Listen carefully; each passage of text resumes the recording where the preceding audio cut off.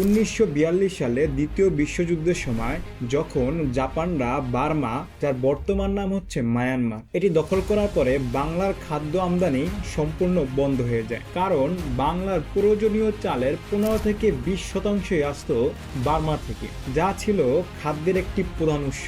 আবার এইদিকে তখন ব্রিটিশরাও আমাদের শাসন করত। ব্রিটিশরা ভাবলো যদি জাপান বার্মা দখল করার পরে বাংলা দখল করতে আসে, এই কারণে ব্রিটিশরা ডিনায়াল নীতি গ্রহণ করে।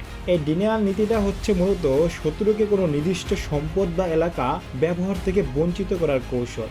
যেমন শত্রুর যোগাযোগ ব্যবস্থা বিচ্ছিন্ন করে দেওয়া এবং নির্দিষ্ট কিছু অঞ্চলের খাদ্যশস্য বা সম্পদ যেন তারা ভোগ না করতে পারে, এই কারণে এগুলো পুড়িয়ে ফেলা বা আত্মসাৎ করা। ব্রিটিশরা এই নীতি অনুসরণ করে উপকূলীয় অঞ্চলের প্রায় 45,000 নৌকা বাজেয়াপ্ত করে এবং তা পুড়িয়ে ফেলে, এবং এর সাথে সাথে অনেক মজুত করা খাদ্যশস্য তারা পুড়িয়ে ফেলে।